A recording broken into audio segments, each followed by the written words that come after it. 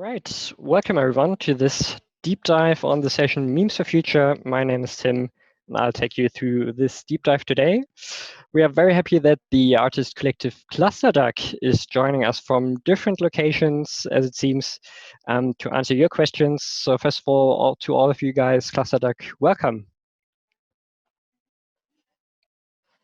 Thanks for joining us. Before we start, some notes on how this is going to work.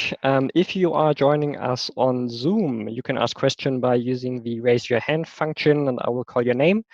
And you can ask your question. You can also ask questions using the Zoom chat. And if you are watching us on YouTube, you can ask questions on Mentimeter. Just go to menti.com and enter the code 358733. That's menti.com and the code 358733.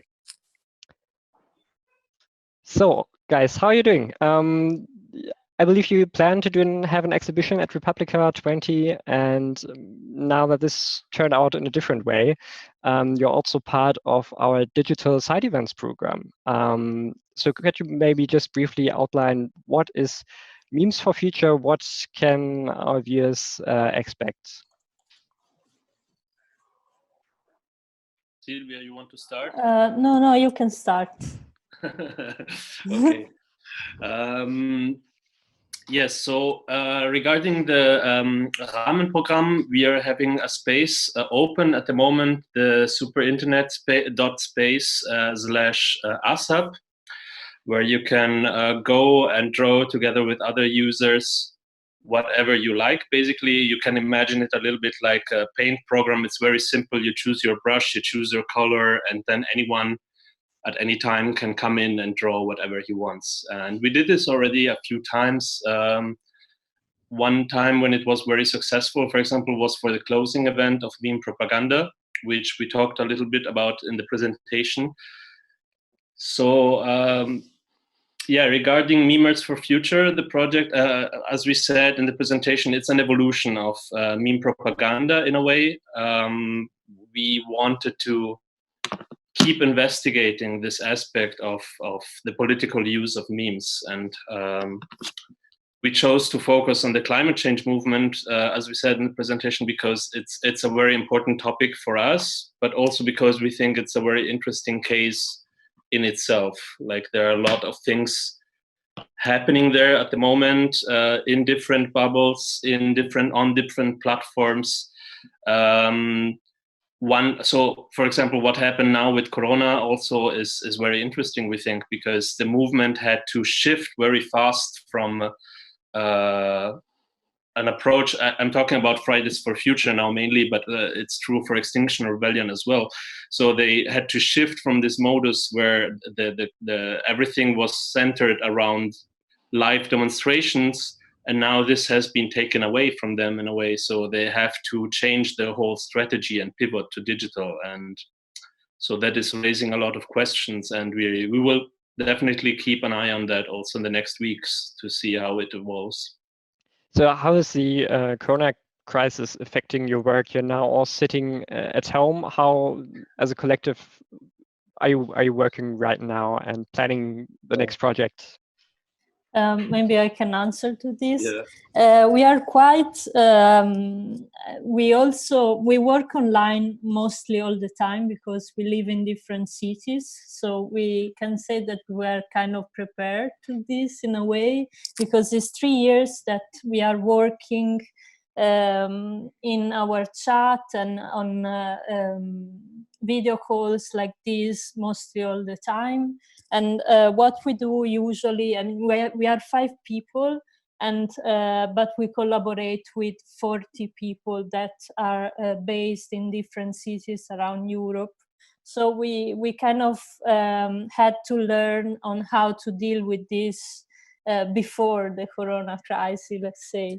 But yeah, of course, now this is happening at everyone as well, and to Friday for Future as well. So what we were trying to, I mean, our project was considering, for example, to go and take pictures at public demonstrations, but now we don't know when actually the public demonstration are going to be allowed again, because public assemblements in all cities of Europe, I think, is forbidden right now.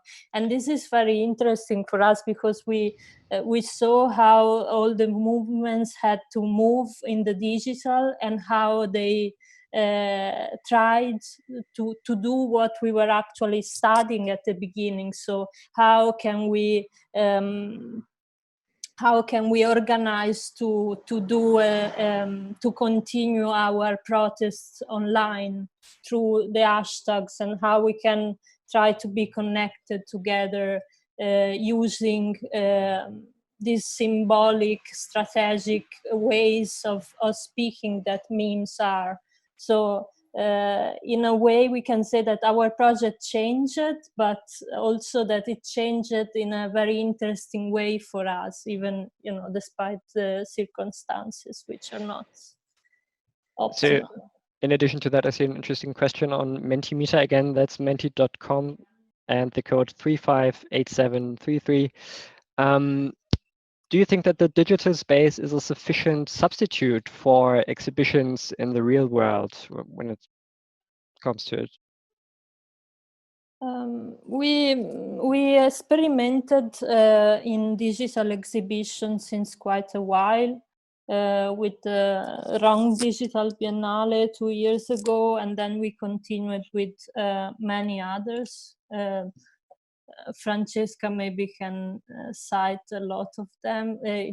Okay, we had Meme Propaganda was a digital exhibition, and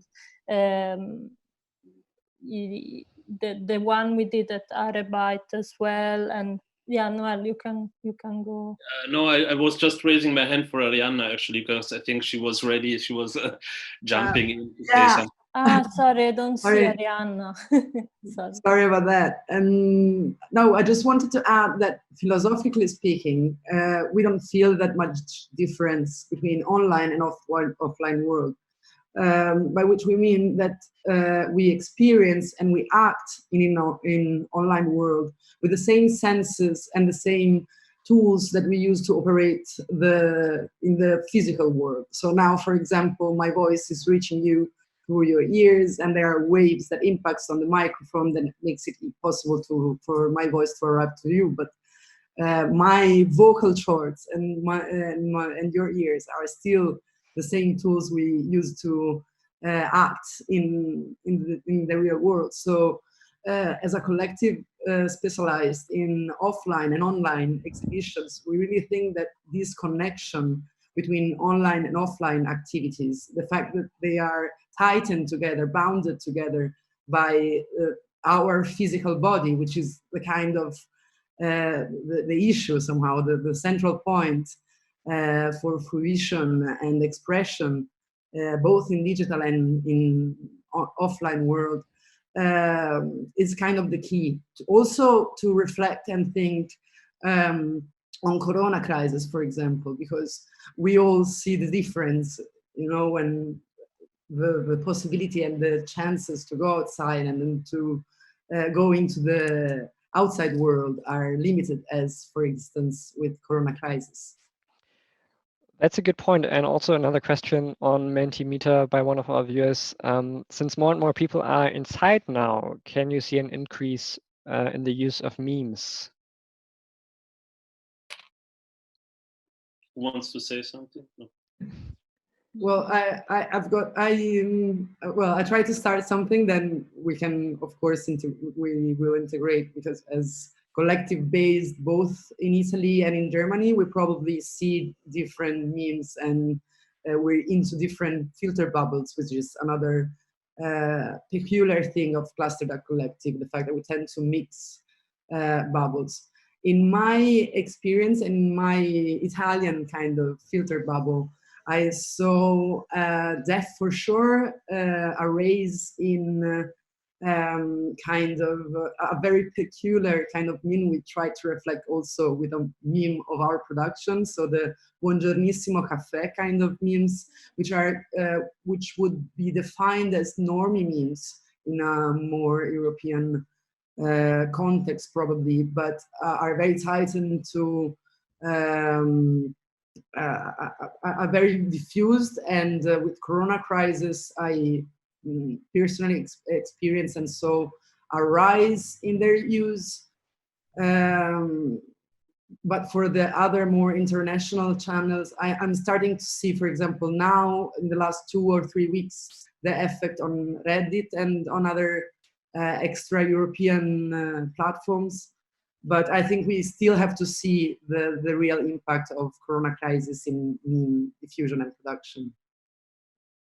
Also, just add a small thing. We noticed that the age of the people who are doing memes is kind of raising, because a lot of boomers now are online too, and maybe our generation was already online mostly all the time, we have to say, but maybe the difference is that now also our parents are online and on WhatsApp and exchanging memes, so maybe this can be interesting. And I also want to add one more thing, that what we also noticed in the exhibition is the concept of meme is pretty new, and it's being redefined all the time. There is a discussion going on about what actually is a meme, and so it seemed a few years ago like everyone had settled for a shared definition of what an internet meme is. So internet memes, you have certain formats, you have a certain tradition, and so on. But what is happening now, I think, is we are having a new phase where the meaning of this word, of the word meme, is being redefined again. And that's what we were trying to express also in our presentation about MemersForFuture, that these images that you were seeing of kids painting, or young students bringing cardboard signs to demonstrations, drawing on them, these are not internet memes in the classical sense, but they work as memes in a sense that is pretty close to what Richard Dawkins had originally envisioned. So it's this minimum unit of significance that gets shared and remixed somehow.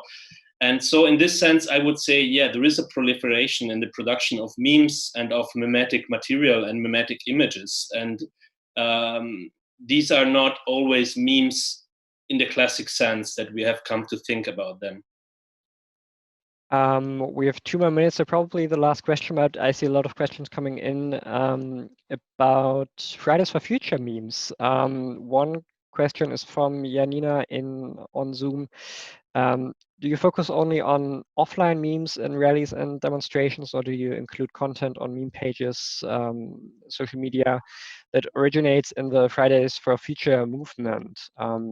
The specific pages focusing on climate change memes, but she says she hasn't seen any of them in your presentations.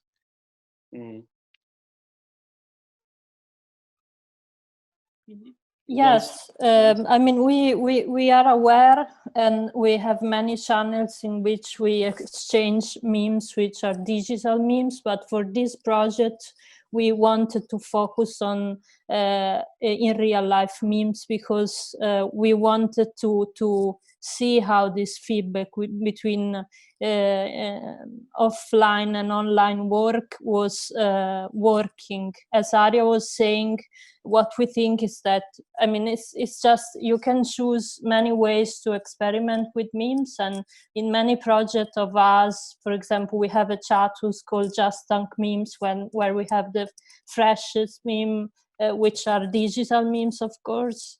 But in this project, we actually wanted to see, to dive in what was going on with memes as a language. So, as you know, can meme as a language be strong in propaganda? So in real life demos, this was our question at the beginning of the project.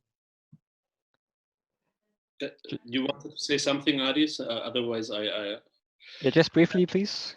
Yes, I try to be to make it short. The thing is, I think this in real life memes, as we call them, are more effective in going through certain bubbles. Like classic digital memes about climate change stay in their own bubble. At least that's what we observed. They just reinforce opinions that are already shared within a certain community. While our feeling was that these in real life memes were more effective at piercing existing bubbles.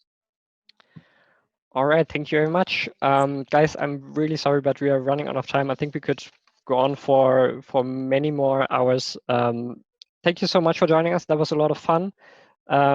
Take care and have a good day. Thank you. Thank you. You too. Bye-bye. It was a pleasure. Bye. Thank you. Next up on Deep Dive 2 Channel ist Protestkunst in Hongkong. Wir bleiben also im weitesten Sinne bei Memes. In 10 Minuten geht's weiter. Bis gleich.